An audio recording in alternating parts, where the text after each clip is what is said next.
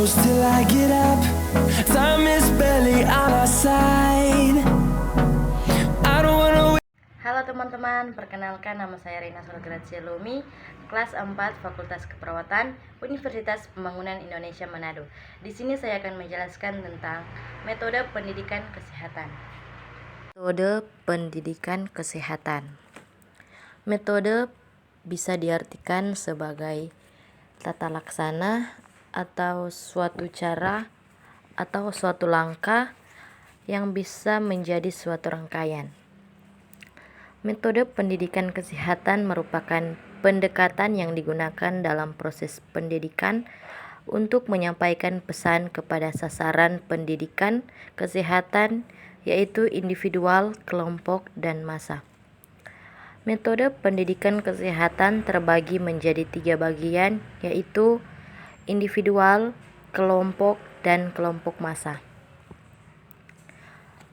Faktor yang mempengaruhi metode pendidikan kesehatan: pertama, metode pendidikan individual.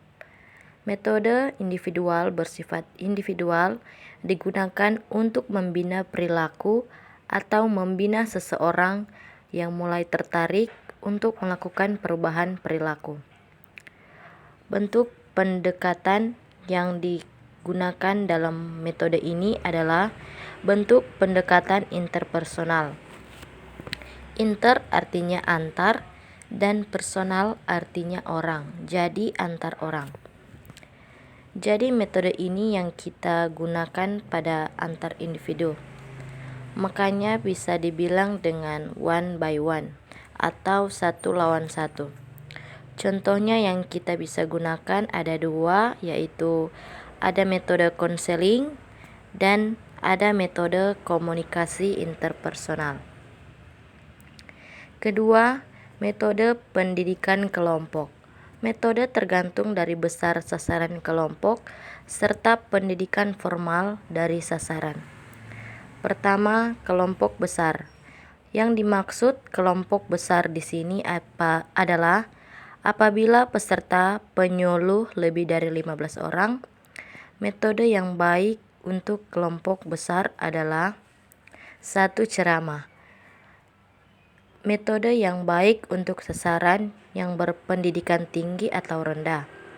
2. Seminar, yaitu metode yang baik untuk sasaran dengan pendidikan menengah ke atas berupa presentasi dari satu atau beberapa ahli tentang topik yang menarik dan aktual. 2. Kelompok kecil. Jumlah sasaran yang berkurang dari 15 orang. Metode yang cocok untuk kelompok ini adalah 1. Diskusi kelompok. Kelompok bisa bebas berpartisipasi dalam diskusi sehingga formasi duduk peserta diatur saling berhadapan. 2. Curah pendapat merupakan modifikasi metode diskusi kelompok. Usulan atau komentar yang diberikan peserta terhadap tanggapan-tanggapannya tidak dapat diberikan sebelum pendapat semuanya terkumpul. 3. Bola salju. Kelompok dibagikan dalam pasangan, kemudian dilontarkan masalah atau pertanyaan untuk diskusi mencari kesimpulan. 4. Memainkan peran, yaitu metode dengan anggota kelompok ditunjuk sebagai pemegang peran tertentu untuk memainkan peranan. Kelima, simulasi merupakan gabungan antar role play dan diskusi kelompok. 3. Metode pendidikan massa. Metode ini menyampaikan pesan-pesan kesehatan yang ditunjukkan untuk masyarakat umum atau tidak membedakan umur, jenis kelamin, pekerjaan, status sosial ekonomi, dan sebagainya. Pada umumnya, pendekatan ini tidak langsung, biasanya menggunakan media massa, atau beberapa contoh metode ini antara lain: 1. Ceramah umum. Metode ini baik untuk sasaran yang berpendidikan tinggi maupun rendah, biasanya sering digunakan pada acara Hari Kesehatan Nasional.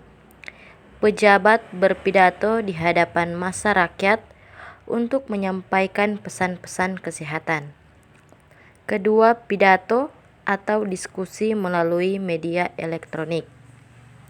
Ketiga, simulasi dialog antara pasien dengan dokter atau petugas kesehatan tentang suatu penyakit.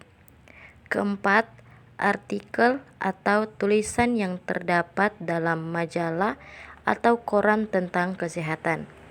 Dan kelima, billboard yang dipasang di pinggir jalan, spanduk, poster, dan sebagainya.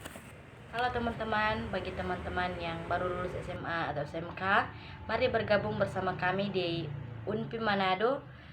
Bisa datang langsung mendaftar lewat kampus atau melalui link online. Oke, terima kasih.